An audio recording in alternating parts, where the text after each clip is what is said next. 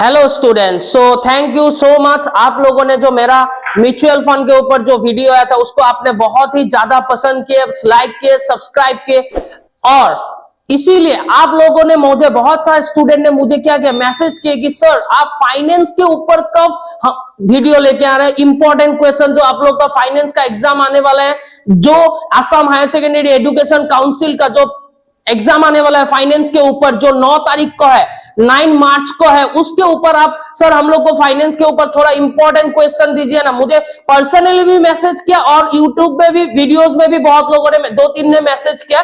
इसीलिए मैं आज आप लोगों के सामने फाइनेंस का जो इंपॉर्टेंट क्वेश्चन होता है उसको यूनिट वाइज आप लोग के सामने मैं लेके आ रहा हूं। तो आप लोग बहुत ध्यान से सुनिए और इस वीडियो को जितना ज्यादा हो उतना ज्यादा शेयर कीजिए और अपने फ्रेंड को कीजिए कि सब्सक्राइब करने के लिए, क्योंकि मैं फाइनेंस का हर यूनिट के ऊपर जो प्रोबेबल क्वेश्चन है उसके ऊपर मैं ये वीडियो लेके आ रहा हूं, क्योंकि इस बार फाइनेंस का पूरा सिलेबस ही चेंज हो गया। इतना साल का जो पेपर था उसको देखने से भी आप लोगों को कोई फायदा होने वाला नहीं है, क्योंकि इस बार पूरा फाइनेंस का सिलेबस नया है। तो आप लोग बहुत ही ध्यान से इसको सुनिए और इसमें जितना मैं क्वेश्चन दूंगा उसको आप लोग अच्छा से अगर पढ़ के जाएंगे तो आप लोगों का एग्जाम में मैक्सिमम मार्क्स कॉमन पढ़ने का चांसेस है। तो इसके लिए आप लोग सब लोग रेडी रहिए और आप लोग जितना ज्यादा हो इसको शेयर कीजिए, ताकि आपका दोस्त या आपका जो रिलेटिव व जो भी इस बार Assam higher secondary education council का जो फाइनेंस का एग्जाम है 9 तारीख को, उसमें अच्छा मार्क्स लेके आ पाए। ठीक है, सो आप लोग रेडी हो जाइए। मैं आप लोगों को फाइनेंस के ऊपर जो यूनिट वाइज आप लोगों को मैं क्वेश्चन, इंपॉर्टेंट क्वेश्चन लेके आ रहा हूं। आप लोग सब लोग इसको ध्यान से पढ़िएगा। ठीक है, सो यूनिट नंबर 1 जो चैप्टर है रिजर्व बैंक ऑफ इंडिया, उसके ऊपर जो पहला इंपॉर्टेंट क्वेश्चन है वो होगा आप लोग का organisation and management of RBI. क्या है आपका मतलब आरबीआई का जो ऑर्गेनाइजेशन और मैनेजमेंट स्ट्रक्चर होता है उसको आपको एक्सप्लेन करने दे सकते हैं। ठीक है, तो ये पहला क्वेश्चन हो गया आपका। दूसरा क्वेश्चन होगा आपका different department of RBI. RBI का डिफरेंट डिपार्टमेंट आपको लिखने दे सकते हैं, पर कभी राइट एनी 2 डिपार्टमेंट दे सकते हैं, तो आप लोग को डिपार्टमेंट सब देखना जरूरी है। ठीक है, तीसरा जो आपका होगा वो है फंक्शंस ऑफ आरबीआई। ये जो बहुत ही ज्यादा इंपॉर्टेंट क्वेश्चन है, इसको आपको 5 मार्क्स में या 8 मार्क्स में आ सकते हैं। ठीक है, तो फंक्शंस ऑफ आरबीआई। नेक्स्ट जो आपका क्वेश्चन होगा वो होगा आपका मेथड्स ऑफ नोट इशू। क्या है आपका मेथड्स ऑफ नोट इशू, मतलब methods of note issue of RBI हो या दूसरा कंट्री का जो सेंट्रल, मतलब method of note issue of central bank सब नोट इशू क्या क्या मेथड से करते हैं वो मेथड आपको देने बोला है। ठीक है, तो नेक्स्ट क्वेश्चन आपका आ जाएगा मेथड्स ऑफ क्रेडिट कंट्रोल। क्या होगा आपका मेथड्स ऑफ क्रेडिट कंट्रोल, मतलब रिजर्व बैंक कैसे क्रेडिट को कंट्रोल करता है उसका मेथड्स लिखने दिया। मेथड्स 2 तरह का होता है, क्वांटिटेटिव एंड क्वालिटेटिव। आपको दोनों भी लिखने दे सकता है, कोई एक पार्ट लिखने, सपोज क्वांटिटेटिव लिखने दे सकता है या क्वालिटेटिव दे सकता है। ठीक है, आई थिंक आपको समझ में आ चुका होगा। नेक्स्ट जो आपका इंपॉर्टेंट क्वेश्चन में से है वो है role of RBI in economic development. क्या है आपका role of RBI in economic development, मतलब आरबीआई का जो रोल प्ले करता है इकोनॉमिक डेवलपमेंट में, वो क्वेश्चन आ सकता है। और इसी क्वेश्चन को अलग तरह से भी दे सकता है, role of RBI in, suppose पकड़ लीजिए प्रोमोशनल रोल ऑफ आरबीआई, उसके बाद आपका role of RBI in industrial finance, role of RBI in agricultural finance. ये अलग अलग से भी दे सकता है या एक साथ आपको अगर आ गया role of RBI in economic development of a country, तब आपको ये तीनों का ही मिक्सचर करके लिखना है। ठीक है, समझ में आ गया। नेक्स्ट जो क्वेश्चन है वो है शॉर्ट नोट्स।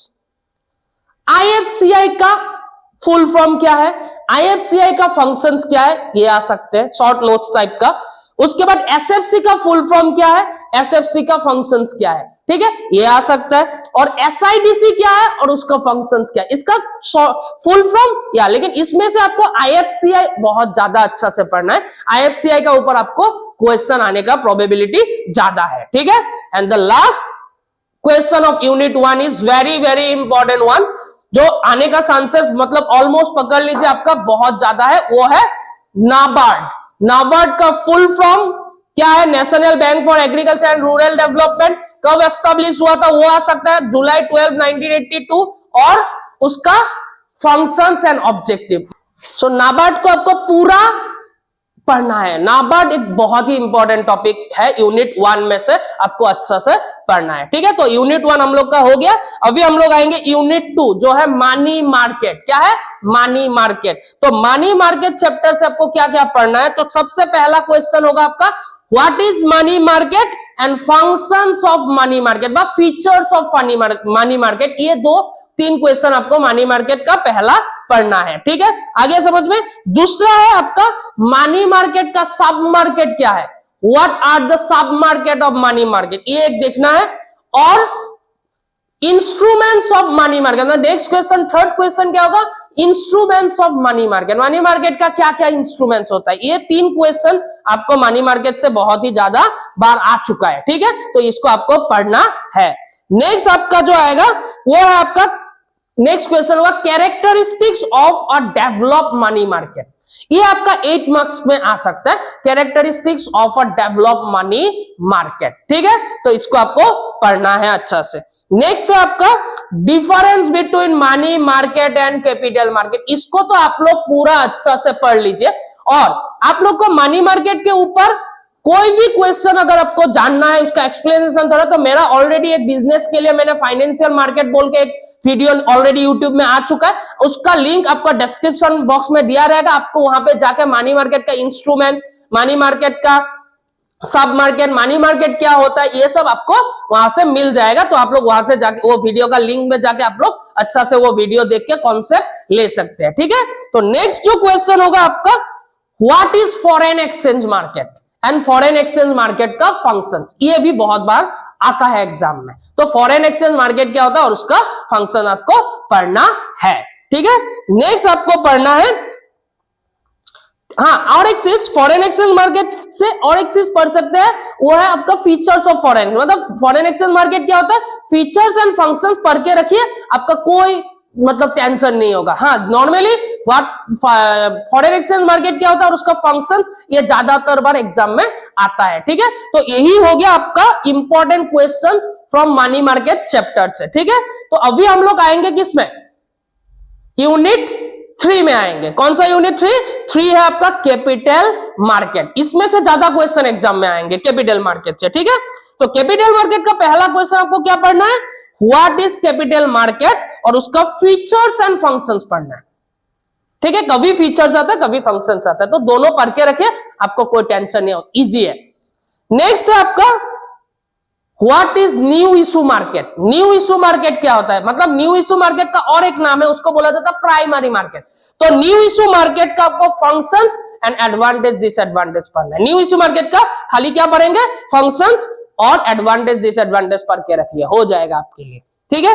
नेक्स्ट जो क्वेश्चन है वो थोड़ा सा नया टाइप का क्वेश्चन है, आप लोग को थोड़ा कॉम्प्लिकेटेड लग सकता है, लेकिन इसको पढ़ के जाना है। Methods of issue of securities in primary market और न्यू इशू मार्केट, ठीक है। मतलब न्यू इशू मार्केट या प्राइमरी मार्केट में सिक्योरिटीज इशू करने का क्या मेथड्स है, ये इंपॉर्टेंट क्वेश्चन है, थोड़ा टफ है, आप लोग उसको अच्छा से देखिए। उसका अंदर का पॉइंट भी एग्जाम में अलग से भी दे सकते हैं, जैसे प्राइवेट प्लेसमेंट क्या हो गया, ये सब आपका आ सकते हैं। तो आपको अच्छा से प्रोस्पेक्टस क्या हो गया, ये सब थोड़ा पढ़ के रखिएगा। ये क्वेश्चन पढ़ने से आप लोग उसका अंदर का भी लिख पाएंगे, ठीक है।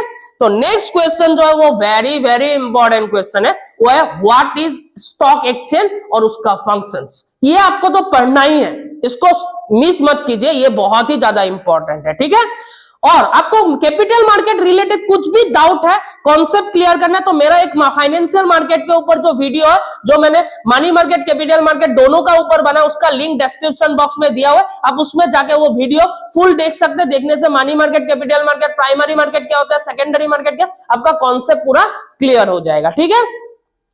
उसके बाद एक नया टॉपिक ऐड हुआ इस बार इस सिलेबस में आया है, वो है what is listing of securities. Listing of securities क्या होता है, मतलब ये स्टूडेंट को कंफ्यूज हो सकता है, लिस्टिंग ऑफ सिक्योरिटीज क्या होता है। मतलब लिस्टिंग ऑफ सिक्योरिटीज मतलब कोई भी कंपनी अगर अपना शेयर स्टॉक एक्सचेंज, शेयर व सिक्योरिटीज स्टॉक एक्सचेंज में खरीदना और बेचना चाहता है, तो वो लोग को पहले अपना कंपनी का नाम उस स्टॉक एक्सचेंज में लिस्टेड करना पड़ता है, उसी को बोलता है listing of securities.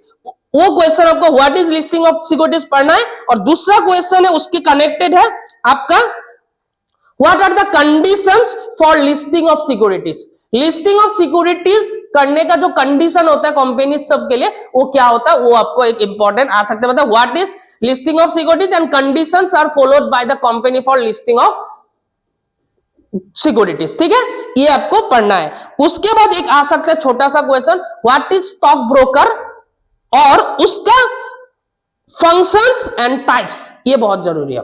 Stock broker क्या होता है और उसका काम क्या है और उसका टाइप्स क्या है वो आपको पढ़ना है। वो सब 1-2 मार्क्स में भी आ सकता है। ठीक है, नेक्स्ट आपको पढ़ना है व्हाट इज ऑनलाइन ट्रेडिंग।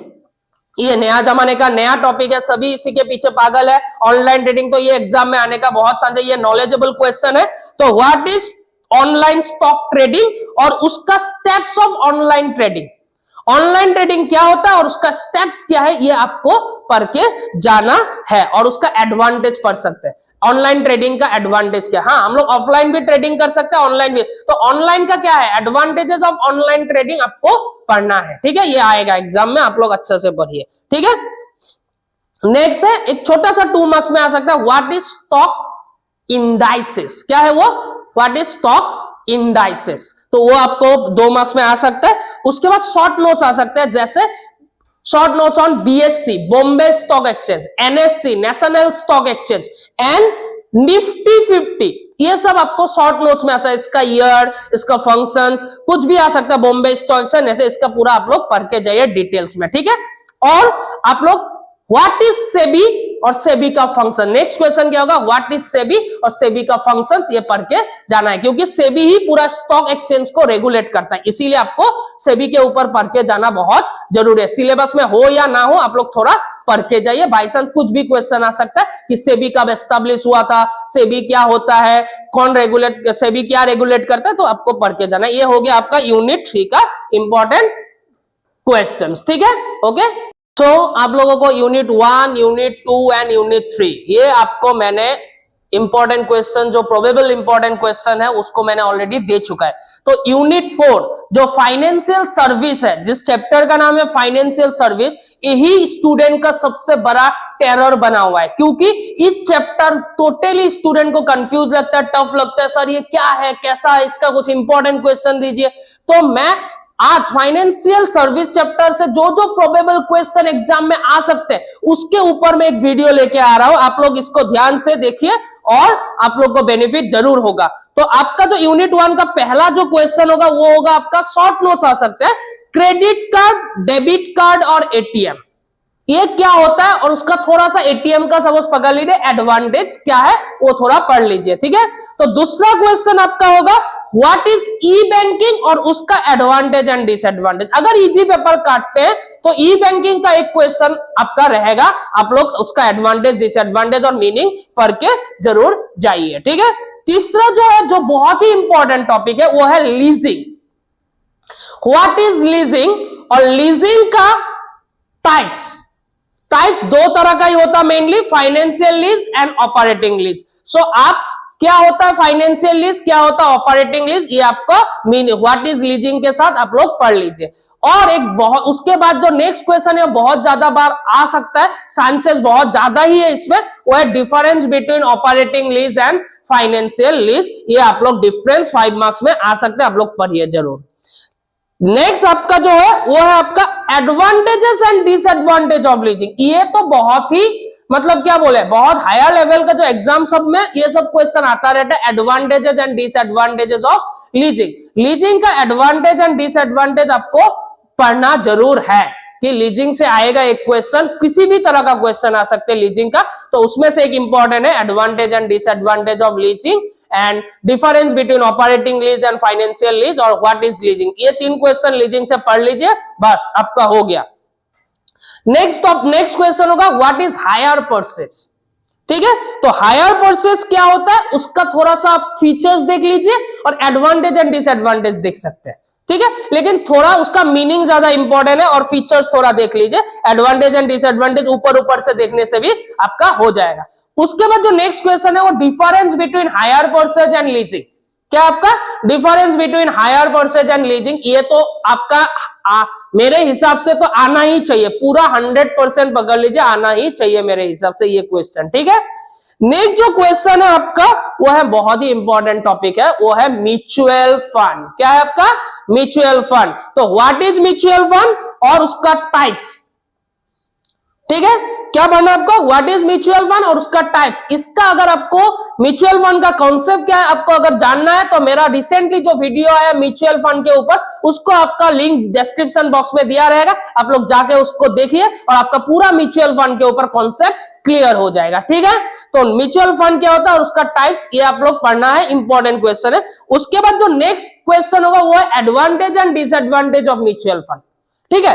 तो क्या होता है कभी कभी एग्जाम में क्या करते हैं, types of mutual fund 1-2 marks में देके एडवांटेज ऑफ म्यूचुअल फंड और व्हाट इज म्यूचुअल फंड और उसका एडवांटेजेस अलग से दे देते हैं। तो advantage and disadvantage of mutual fund आपको पढ़ना जरूर है म्यूचुअल फंड टॉपिक में से, ठीक है। आई थिंक आप लोग को समझ में आ चुका होगा। नेक्स्ट और एक अगर पेपर सपोज टफ काटना है, अगर टफ आ जाता है तो उसमें क्या क्वेश्चन आता है, एक टफ पेपर के लिए मैं एक एक्स्ट्रा क्वेश्चन आपको दे देता, difference between open ended mutual fund and close ended mutual fund. क्या है? Open ended mutual fund and close ended mutual fund का डिफरेंस पढ़ के जाइए, वो आ सकता है अगर पेपर थोड़ा टफ लेवल का सेट करता है तो, ठीक है। नेक्स्ट जो है आपका एक 1 मार्क्स का फुल फॉर्म आ सकता है MMMF। इसका फुल फॉर्म क्या है? तो वो आ चुका है ऑलरेडी, प्रीवियस एग्जाम सब में भी आ चुका है, तो वो है मनी मार्केट म्यूचुअल फंड। और NAV का फुल फॉर्म क्या है? Net asset value. ये थोड़ा 1 मार्क्स के लिए आप लोग देख सकते हैं, ये मैंने ऐसे आप लोग को बोला नॉलेज के लिए, ठीक है। नेक्स्ट जो है अनदर इंपॉर्टेंट टॉपिक है, स्टूडेंट को थोड़ा कंफ्यूज रख सकता है, वो है वेंचर कैपिटल। क्या था? व्हाट इज वेंचर कैपिटल और उसका फीचर्स आप थोड़ा देख जाइए और स्टेजेस थोड़ा देख के जाइए, ठीक है। वेंचर कैपिटल से एक क्वेश्चन आएगा, छोटा हो या बड़ा, वो है व्हाट इज वेंचर कैपिटल, उसका फीचर और इंपॉर्टेंस थोड़ा देख लीजिए। स्टेजेस उतना आप लोग के नहीं भी आ सकता है, लेकिन थोड़ा ऊपर ऊपर से देख सकते हैं स्टेजेस, लेकिन importance and features venture capital का जरूर देखिए, ठीक है। नेक्स्ट जो आता है वो व्हाट इज फैक्टरिंग। क्या है? फैक्टरिंग कम खाली मीनिंग देख लीजिए, बाकी आप लोग अगर पढ़ना चाहते हैं तो पढ़ सकते हैं, वो थोड़ा कॉम्प्लिकेटेड है, आप लोग जितना हो सके देख लीजिए, फैक्टरिंग से ज्यादा नहीं आएगा, 1-2 मार्क्स का ही कुछ आ सकता है, ठीक है। नेक्स्ट आपका आ जाता है मर्चेंट बैंकिंग। क्या होता है? What is merchant banking. Next question होगा व्हाट इज मर्चेंट बैंकिंग और मर्चेंट बैंकिंग का फंक्शंस एंड रोल, ये 2 देख लीजिए, ये आएगा ही merchant banking. What is merchant banking और उसका फंक्शंस एंड रोल। ये मर्चेंट बैंकिंग जो है वो फी बेस्ड फाइनेंशियल सर्विस के अंदर आता है। किसके अंदर आता है?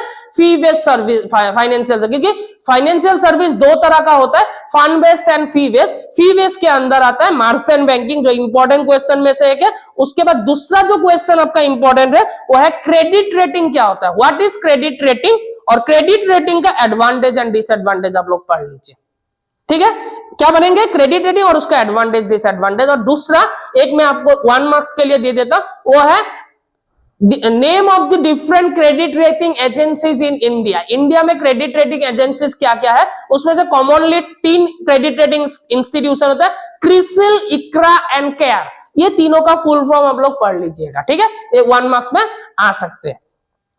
उसके बाद आप लोग एक पढ़ सकते हैं, वो है आपका व्हाट इज स्टॉक ब्रोकिंग। क्या है? स्टॉक ब्रोकिंग क्या होता है? हाँ, स्टॉक ब्रोकर और स्टॉक ब्रोकिंग 2 है, तो स्टॉक ब्रोकिंग का फंक्शन थोड़ा देख लीजिएगा, बाई चांस वो आसा, मतलब ब्रोकर का क्या काम होता है, स्टॉक ब्रोकिंग का फंक्शन क्या, ये थोड़ा देख लीजिए, आ सकता है, ठीक है।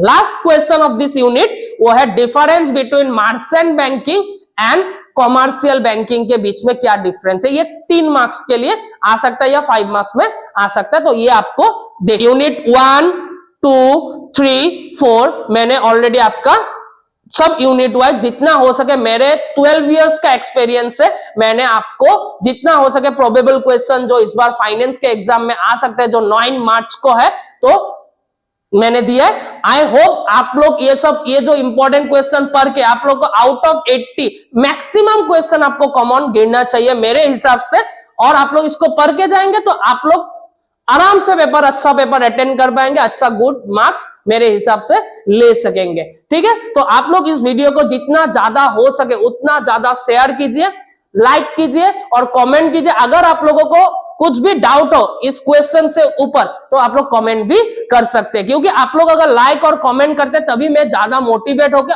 और नया नया वीडियोस आप लोग के सामने डिफरेंट सब्जेक्ट के ऊपर मैं लेके आ पाऊंगा और आप लोग को जितना हो सके नॉलेज दे। आप लोग के सामने एक लास्ट में मैं एक बात शेयर करता हूं कि थोड़ा आगे हम लोग इसी वीडियो को हम लोग जब शूट कर रहे थे तो हम लोग का जो माइक है उस माइक का सर्च खत्म हो गया। मैंने पूरा 25 मिनट्स का एक वीडियो शूट कर लिए थे, लेकिन हम लोगों को मालूम ही नहीं था कि माइक का सर्च बीच में ही खत्म हो गया। हम लोग ने इतना मेहनत से 25 मिनट का एक वीडियो शूट किए थे, लेकिन वो माइक के कारण से वो वीडियो क्या हो गया था, उसका कोई वैल्यू नहीं है। फिर से हम लोग को रीशूट करना पड़ा। तो हम लोग को एक वीडियो शूट करने में कितना मेहनत लगता है आप लोग सभी जानते हैं। बार बार अगर कुछ गलती हो तो हम लोग को करते रहना। हम लोग अपना 100% दे रहे हैं जितना होता है। तो आप लोग जितना ज्यादा लाइक करेंगे हम लोग का मेहनत को उतना ही ज्यादा एनर्जी मिलेंगे। और आप लोग ज्यादा से ज्यादा लाइक कीजिए कि हम लोग का ऐसा कभी कुछ मिस्टेक्स हो या कुछ भी हो, हम लोग और अच्छा एनर्जी के साथ आप लोग के लिए अच्छा अच्छा वीडियो लेके आ सकेंगे। Thank you so much.